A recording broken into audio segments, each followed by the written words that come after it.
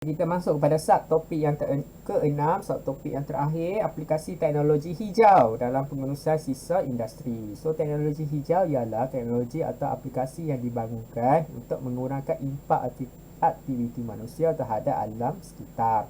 Okay, contohnya, sektor-sektornya bekalan tenaga, pengangkutan, bangunan, pengurusan sisa dan air sisa, pertanian dan perhutanan, industri. So, yang kita akan fokus adalah pengurusan sisa ni lah.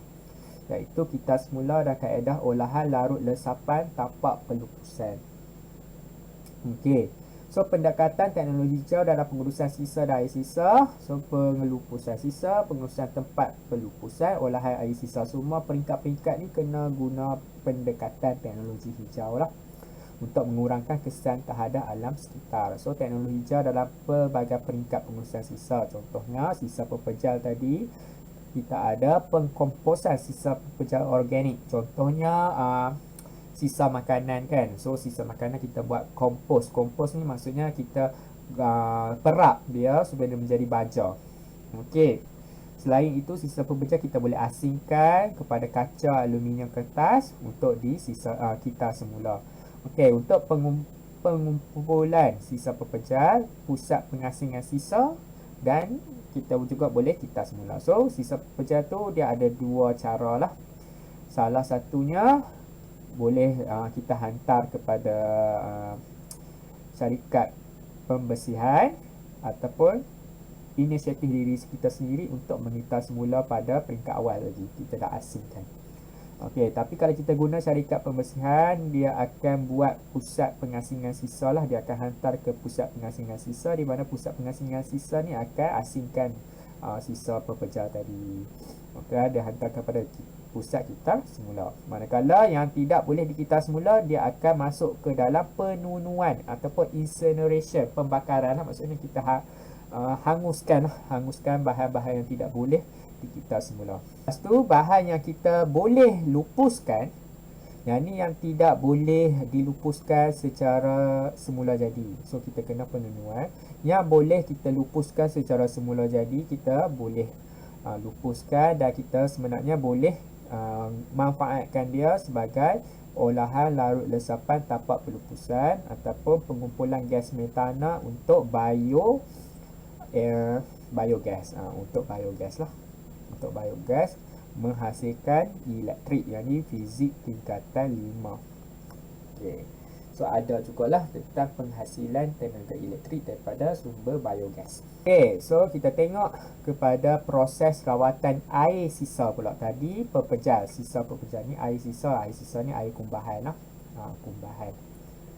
So, air sisa dipam masuk daripada rumah dah kilang. Lepas tu pengasingan sisa pepejal, mana kita boleh hantar kepada pusat kita semula lah.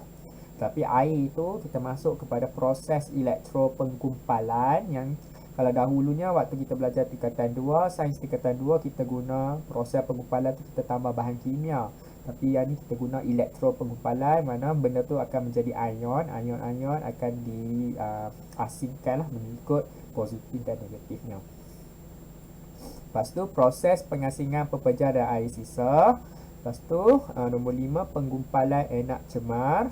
Nombor 6, rawatan lanjut air sisa. Selalu kita akan tambah klorin ke apakah untuk mengurangkan bakteria.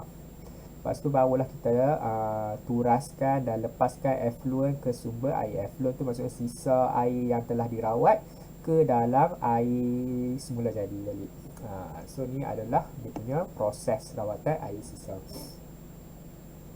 Okey, air sisa merupakan bahan buangan berbentuk cecair yang terdiri daripada sisa manusia, sisa makanan, minyak dan bahan kimia. Air sisa dapat dibahagikan kepada air sisa domestik, air sisa air larian stormwater dan air sisa industri.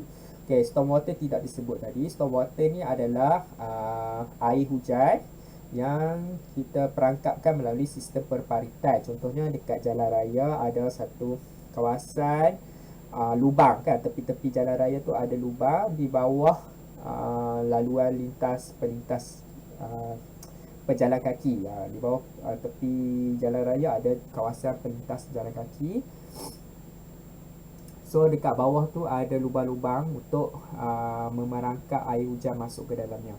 So, air hujan yang terkena pada jalan raya akan turun masuk ke dalam lubang-lubang tu. So kita panggil iaitu storm water lah.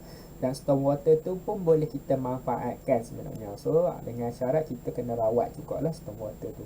So air storm water tu pada setengah negara dia sekali dengan air domestik, sisa domestik. Tapi ada sisanya dia asing. Storm water tu asing, air domestik, sisa domestik tu asing. Sisa domestik ni bermaksud air kumbahan lah, loji tu kan, air daripada najis dan sebagainya. So dia boleh asingkan lah sebab cara rawatan dia sedikit berbeza. Storm water lebih bersih sedikit lah daripada sisa domestik. So kalau boleh sebaiknya kita asingkan lah. Dan yang menggabungkannya kita panggil bersepadu lah, sistem bersepadu storm water dan domestik. Berbanding air sisa domestik dan air larian storm water, air sisa industri mungkin mengandungi bahan kimia seperti acrylonitrile, metilbenzina, toluena serta logam berat seperti arsenik, merkuri dan pelamba. So praktis zaman sekarang kita tidak lagi menggabungkan air domestik dengan sisa industri sebab sisa industri memerlukan rawatan yang sedikit berbeza dan sedikit mahal berbanding dengan yang lainnya. So air sisa industri better kita asingkan dan kita rawatnya secara asing sebab dia mempunyai benda-benda yang lebih bahaya lah, lebih berat kalau nak dibandingkan sisa domestik dan air larian storm water. Okey. Kaedah olahan larut lesapan tapak pelupusan dengan menggunakan prinsip elektrolisis yang juga dikenali sebagai proses elektropenggumpalan merupakan pendekatan teknologi yang boleh digunakan untuk mengolah air sisa termasuk air sisa industri. Okay, so untuk pengetahuan semua, projek saya semasa di universiti adalah berkaitan dengan proses elektrolisis. Proses elektrolisis menggunakan konsep kapasitor, bukannya bateri lah. Tadi saya pun sebut kapasitor.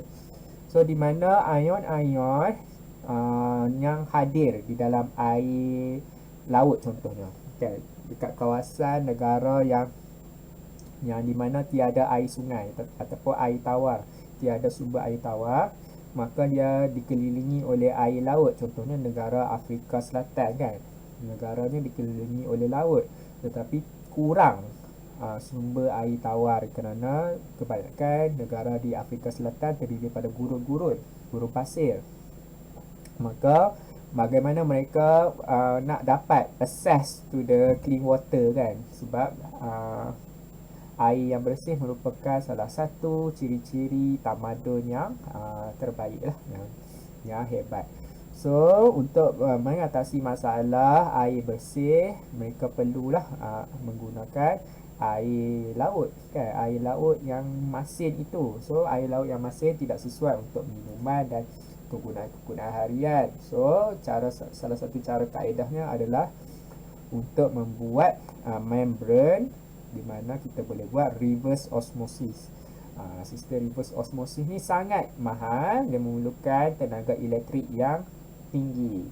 So tidak efisien lah untuk merawat air laut yang sangat masin.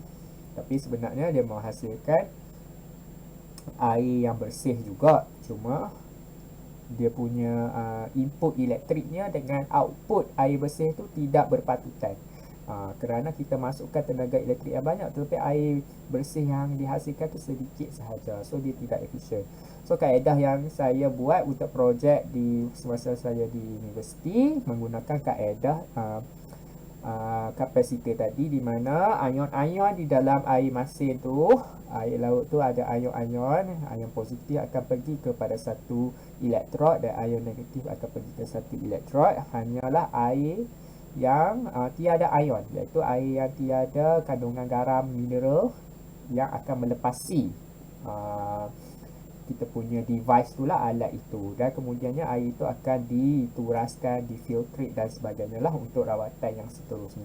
So itu adalah salah satu kaedah elektrolisis sebenarnya kan, kita menggunakan elektrolisis tapi tidaklah sampai kita menceraikan air itu kepada hidrogen dan oksigen. Tidak sampai ke tahap itu. Sebabkan itu kami menggunakan konsep kapasitor daripada kita menggunakan elektrod yang kita belajar waktu dalam redox tu kan. Elektrod yang redox tu lagi advance lah. Dia boleh menceraikan molekul air kepada oksigen dan hidrogen. Kita tak maulah sampai tahap itu. Kita hanya nak menceraikan ion-ion yang ada dalam air itu sahaja. Okey, untuk yang dalam kimia ni, teknologi hijau ni, dia menggunakan untuk mengolah air sisa. Termasuklah air sisa industri. Sebab air sisa industri ni ada logam-logam berat. Logam-logam berat ni kita tahu dia akan berbentuk ion lah. So, kita boleh guna prinsip elektrolisis. So, elektrod karbon atau kupro akan digunakan manakala air sisa pula adalah sebagai elektrolit. Dalam proses elektropenggumpalan, bahan-bahan pencemar akan membentuk gumpalan, flock, yang dapat diasingkan dari air seterusnya disingkirkan sebagai bahan enak cemar. Bahan enak cemar setelah dirawat dengan betul boleh digunakan sebagai baja dalam sektor pertanian atau dilupuskan dengan kaedah bersesuaian bergantung kepada komposisi bahan yang terdapat dalam bahan enak cemar. Air sisa yang sudah diolah dapat digunakan semula untuk pengairan tanaman dan disingkirkan sebagai effluent. So, effluent ialah bahan buangan dalam bentuk cair yang dialirkan ke dalam sistem perparitan atau sumber air. So, dekat sini nak dikatakan bahawa keseluruhan proses merawat air sisa tu sebenarnya mengaplikasikan teknologi hijau daripada awal sehingga akhir. Walaupun bahan-bahan enak cemar tu pun sebenarnya kita boleh manfaatkan juga, bergantunglah kepada komposisi kan. Kalau benda tu tidak toksik, kita boleh guna sebagai baja dan sebagainya. Kalau benda tu toksik, kita kena lupuskan menggunakan teknologi hijau juga. Okey. So, kepentingan teknologi hijau, sumber tenaga yang lebih bersih, pengurusan sisa buangan yang lebih berkesan, kualiti hidup meningkat kerana kurang pencemaran, memacu inovasi baru, membantu memperlahan pemanasan global. Okey, uji diri 5.6, apakah yang dimaksudkan dengan teknologi hijau? Okey, teknologi hijau adalah bidang teknologi yang dibangunkan untuk mengurangkan impak aktiviti manusia terhadap alam sekitar. Mengapakah bahan larut lesapan perlu diolah dalam proses pelupusan sisa pekerja untuk mengelakkan sumber air bawah tanah daripada tercemar? Senaraikan teknologi hijau yang digunakan dalam pengurusan air sisa. So, tadi kita dah cerita tentang penggunaan bakteria untuk menguraikan bahan berbahaya, pengasingan sampah pekerja daripada rawatan air sisa, penggunaan bakteria dalam rawatan air sisa. Okey. So, selain daripada itu, kita guna jugalah kaedah olahan larut lesapan tadi. Kaedah olahan larut lesapan tapak pelupusan. Okey, nombor 4. Bagaimanakah teknologi hijau dapat memperlahankan kesan rumah hijau? Penggunaan tenaga solar pada kenderaan dapat mengurangkan pembebasan gas karbon dioksida yang menyumbang kepada kesan rumah hijau. Okey, ada juga projek semasa di universiti, bukan saya buatlah tapi kawan saya yang mengaplikasikan teknologi hijau di dalam rumah. Okey, dia panggil konsep dia net zero home. Net zero home. Okey, net zero ni kalau dalam fizik kita belajar daya, bila ada daya kanan dengan daya kiri yang sama nilai, dia akan jadi kosong kan, net force ataupun net zero lah kita panggil. So, tiada daya paduan. Tapi kalau net zero dalam konsep teknologi hijau bermaksud tiada karbon dioksida yang dibebaskan. So, macam mana tu rumah yang tiada kita katakan sumber-sumber rumah hijau lah, gas-gas rumah hijau. So, net zero tu bukan setakat karbon dioksida, tetapi sisa-sisa pepejal, sisa-sisa cecair, semuanya juga tiada. Menjadi tiada lah dekat sini, tiada. So, net zero home. Konsepnya di mana dia akan menggunakan tenaga solar yang pertama untuk sumber elektrik. Airnya adalah datang daripada air hujan, di mana air hujan tu akan ditapis dan dirawat sebagai sumber air di rumah. Dan kemudiannya air sisanya akan dirawat juga di dalam rumah itu. Bukan dalam rumah lah, bawah. Mungkin di kawasan yang lain. Dan dialirkan semula ke dalam rumah itulah. So, semuanya konsepnya tiada sisa yang dilepaskan oleh rumah itu.